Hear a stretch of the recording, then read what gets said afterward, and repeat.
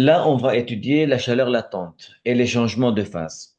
Alors, c'est important de comprendre quelle formule on doit utiliser pour passer d'un état à l'autre. Soit on passe de l'état 1 à l'état 2 et on est toujours dans la même phase, soit on va changer la phase. Pour cela, c'est bien de comprendre les formules utilisées pour passer d'un état à l'autre. Alors ici, on souhaite étudier l'énergie nécessaire pour transformer un cube de glace. Alors, initialement, on a un cube de glace en état où on est en état solide. De masse M égale 1 gramme. Alors, initialement, on était à moins 30 degrés. Alors, T initial est égal à moins 30 degrés. On passe. Alors, comme j'ai dit, on était en état solide. On va passer à l'état final, euh, qui est en état gazeuse, vapeur. T final égale 120 degrés. Alors là, on ne peut pas utiliser une seule formule pour résoudre ce problème. Parce que avant de passer de moins 30 à 120, on a plusieurs phases, plusieurs étapes. On va les étudier une par une. Là, je vous donne plusieurs valeurs sont utiles pour résoudre les problèmes. D'abord, la chaleur spécifique de la glace, la chaleur spécifique de l'eau, de la vapeur d'eau, la chaleur latente LF et la chaleur latente LV. Alors, pour étudier ces problèmes, on va commencer à comprendre chaque étape. Comme j'ai dit, premièrement, euh, on a un cube de glace qui était en état initial, on peut dire état 1, à la température T1 moins 30 degrés. Là, c'est l'état 1. Alors, premièrement, ou si vous voulez l'état final, on a des vapeurs d'eau à la température 120 degrés.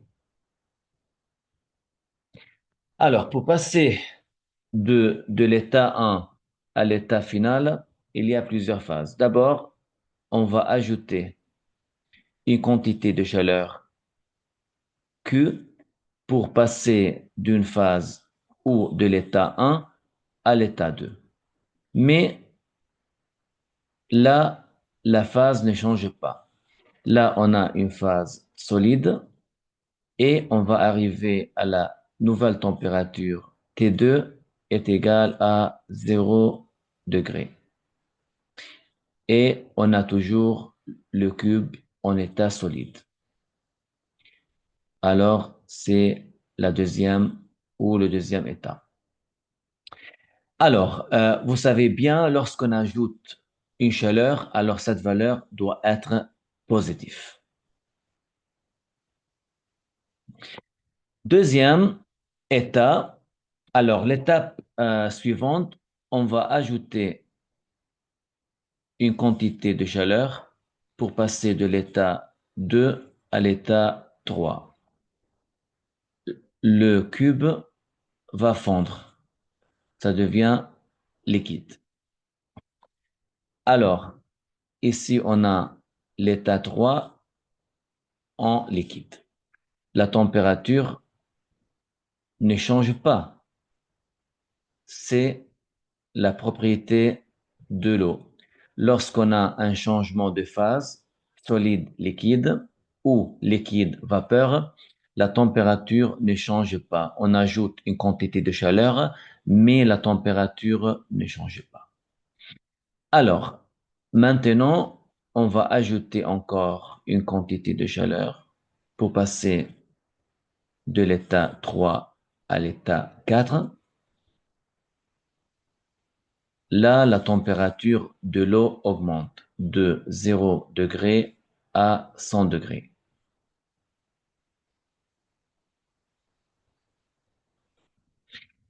alors on a toujours liquide, mais la température change. Et là, c'est l'état 4 en état ou en phase liquide.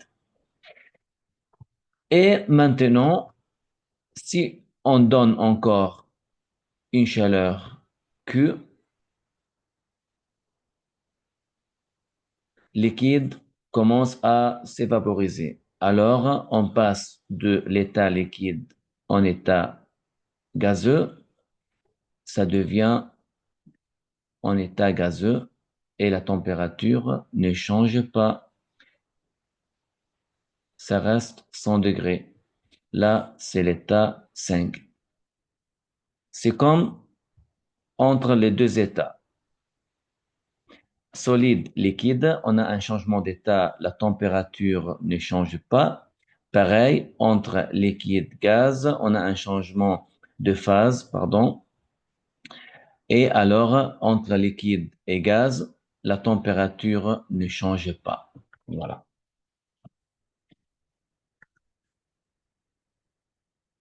Alors, et finalement, si on ajoute une quantité de chaleur, là, si on a 4 à 5, et là, on a de 5 à 6, pour passer la température de 100 degrés à 120 degrés en état gazeux. Là, c'est l'état 6. Alors là, c'est clair devant nous. Comme ça, on passe de l'état 1 à l'état 6. On a plusieurs étapes. Pour cela, on ne peut pas utiliser une seule formule pour passer de l'état 1 à l'état 6. Il faut prendre plusieurs étapes. Alors, pour résoudre ces problèmes, comme je dis maintenant, on commence par deux par deux. Premièrement, on commence par euh, les deux étapes là, ou les deux états, de l'état 1 à l'état 2. Pour une petite révision vite fait, si on a la même phase entre l'état initial et l'état final, lorsqu'on a la même phase, on utilise Q égale mc delta T. Si on a des phases différentes, comme solide liquide ou liquide gaz, alors on utilise Q égale M fois L, la chaleur latente. OK? On revient vite fait. Là, on a état 1 et état 2, on a la même phase, solide. Alors, on utilise Q ajouté entre l'état 1 et l'état 2 est égal, la masse est égale 1 gramme. Pour transformer en kilogramme, toujours pour la formule, on met en kilogrammes. Il faut multiplier par 10 puissance moins 3. Ça donne la valeur en kilogrammes. Alors, est égal à m 10 puissance moins 3 kilogrammes. Si vous voulez, on écrit la formule d'abord. Égale m fois c. Comme on a une glace, alors c'est de la glace. Fois delta T, qui est égal à T final, c'est T2 moins T1. Voilà. M est égal à 1 fois 10 puissance moins 3 kg. C de la glace, là, est égal à 2090.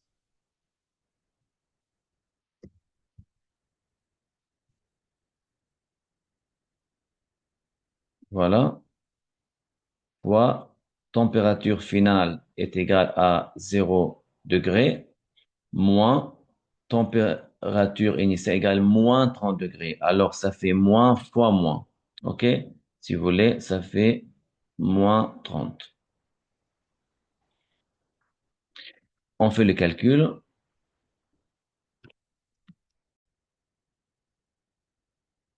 62,7 joules. Alors, Là, c'est la chaleur ajoutée pour passer d'un état 1 à état 2 et on est dans la même phase solide. Alors là, je veux bien dessiner, euh, là, on a la température en fonction de l'énergie. Quand je dis l'énergie, c'est la chaleur ajoutée. Alors là, si vous voulez, ça, c'est l'énergie ajoutée.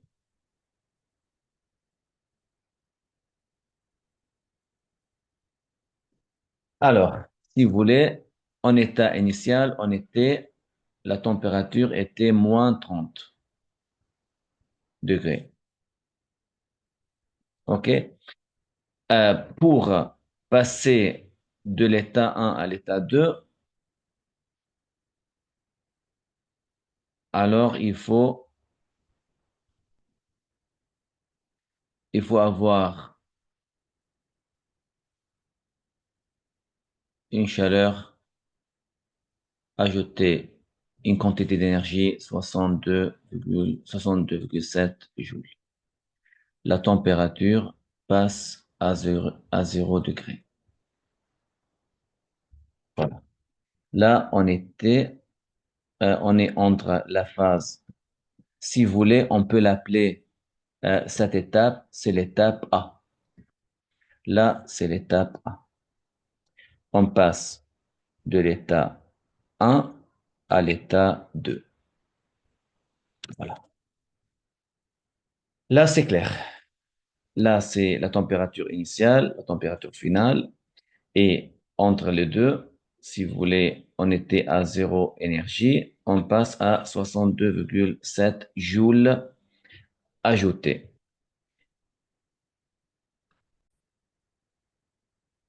Deuxième étape, on va passer de l'étape 2 à l'étape 3, solide, liquide. Alors là, on a un changement de phase. Si on a un changement de phase, la formule Q égale M fois L. Vous savez bien, si on passe de solide à liquide ou de liquide à solide, on utilise LF, la chaleur latente de fusion. Si on passe de solide à liquide, on a plus ml. Si on passe de liquide à solide, on a moins ml. Alors, on passe de l'état 2 à l'état 3. Là, m ne change pas.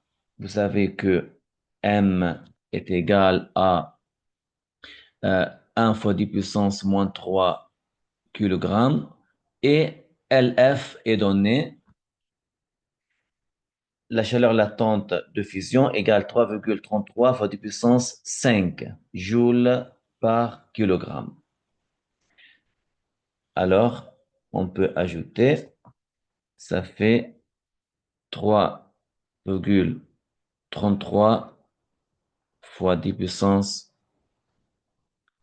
5. Voilà.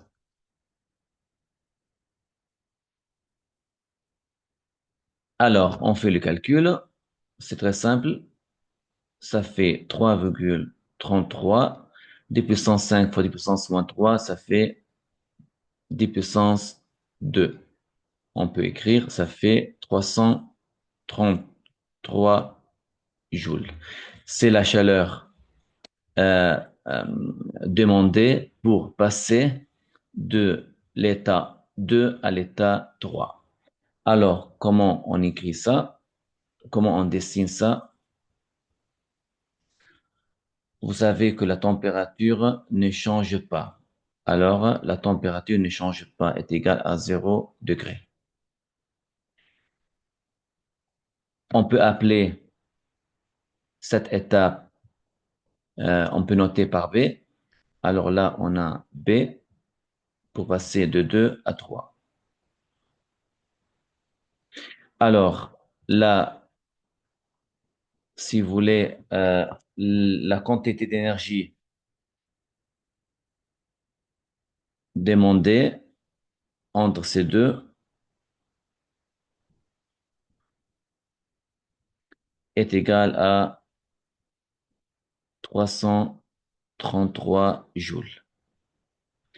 Et c'est mieux de noter là, pareil, la quantité ici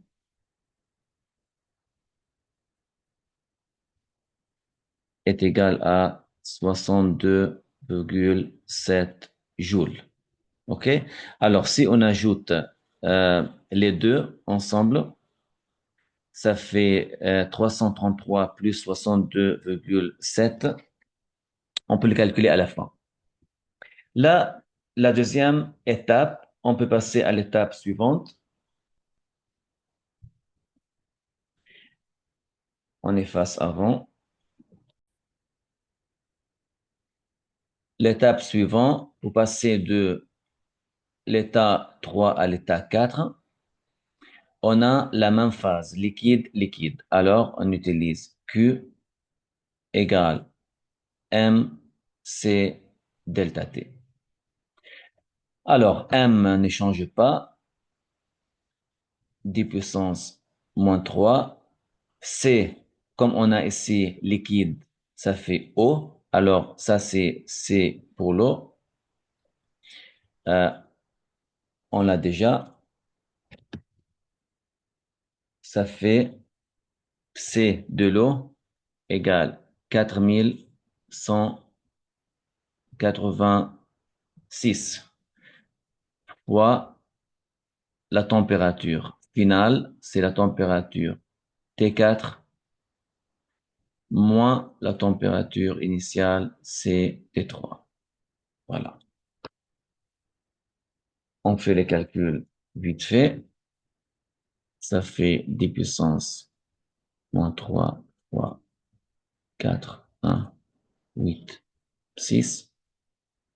Température T4 est égale à 100 moins température initiale est égale à 0. Alors, ça fait 4, 1, 8, 6 fois 10 puissance moins 1. Alors, ça fait 418,6 joules. C'est la quantité de chaleur ajoutée pour passer de l'état 3 à l'état 4. On peut dessiner vite fait. Voilà. Alors la température augmente de 0 à 100. On peut dire comme ça. Là, la température de ça est égale à 100.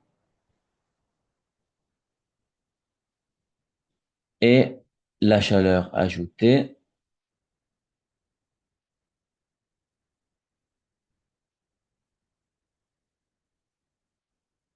418,6 joules.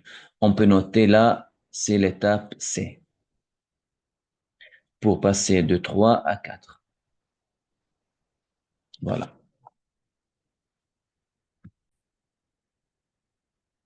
L'étape suivante, on passe de l'état 4 à l'état 5.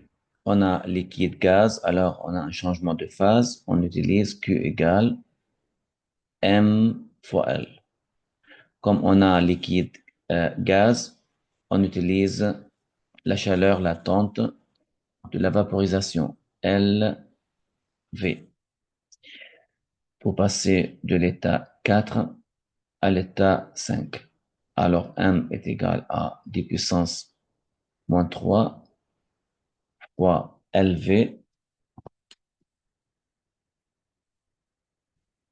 LV, chaleur latente de vaporisation, est égal à 2,26 fois 2 puissance 6. Alors, ça fait en total 2,26 fois 10 puissance 3. Alors, on peut écrire, ça fait 2, 2, 6, 1, 2, 3. Ça fait 2260 joules. C'est la quantité de chaleur demandé pour passer euh, de l'état 4 à l'état 5 à une température constante. Alors la température ne change pas. On a toujours euh, T égale 100 degrés. Et là, on doit ajouter une quantité de chaleur, d'énergie, est égale à 2260 joules. Voilà. Alors, on peut noter par l'étape A, B, C, D. Ça, c'est l'étape D pour passer de l'état 4 à l'état 5. Voilà. Maintenant, on passe à la dernière étape. Dernière étape, on passe de l'étape 5 à l'étape 6, de l'état 5 à l'état 6. On a la même phase gaz-gaz, alors on utilise Q est égal à MC delta T. M ne change pas. C, on a gaz ou vapeur. On peut aller chercher.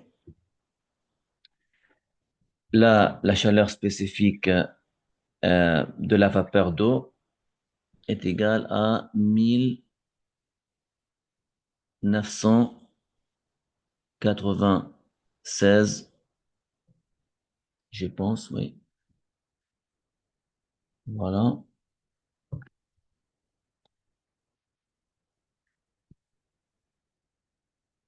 je vais vérifier.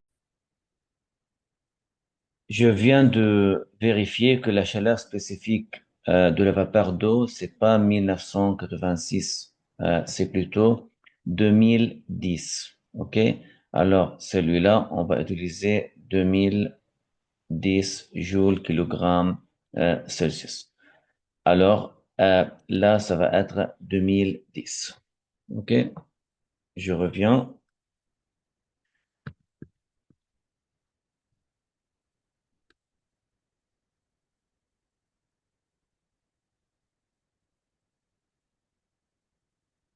Je fais ça. En tout cas, c'est donné. Ça fait 2010. Comme on a ici vapeur, ça fait CV de la vapeur d'eau. Delta T, T final est égal à 120 et T initial ici est égal à 100 degrés. On fait les calculs, ça donne la réponse finale est égale à 40,2 joules. Alors, pour passer de l'étape 5 à l'étape 6, vous savez que la température augmente. Là, on a 120 degrés et la quantité de chaleur ajoutée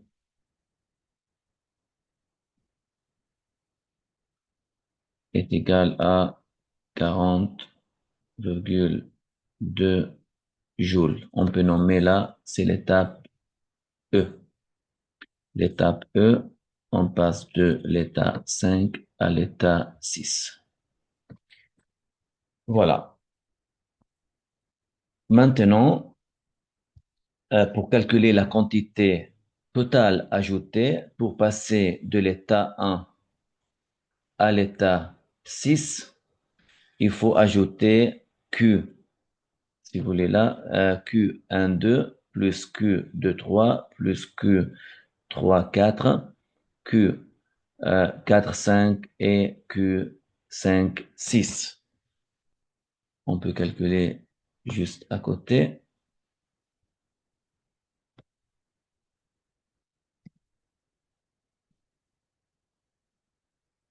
Voilà. Alors, la quantité de chaleur totale ajoutée, ça fait la somme de toutes les chaleurs. Si vous voulez, on peut dire direct. Ici, ça fait Q de l'étape A, c'est Q12 plus Q de l'étape B, Q de l'étape C, D et E. OK? Là, c'est, vous avez, là, c'est QA. Là, c'est QB, QC, QD, QE. On ajoute toutes les valeurs. Ça fait 62,7. QB est égal 333 joules. QC égale 418,6. QD égale 2260. Et finalement, QE égale à 40,2. On fait le calcul simple. On aura comme réponse, ça fait 3114 joules. C'est la quantité totale. On doit ajouter au système ou au cube de glace pour passer de l'état 1 à l'état 6. C'est le résultat final. Alors, juste vite fait, si vous voulez passer, si on a un cas inverse, on va passer de l'état 6 à l'état 1, de la température 120 à la température moins 30. Alors, on va enlever 3114 joules. Alors là, pour passer de 1 à 6. Pour passer de 6 à 1, alors c'est l'inverse, ça fait moins 3114 joules.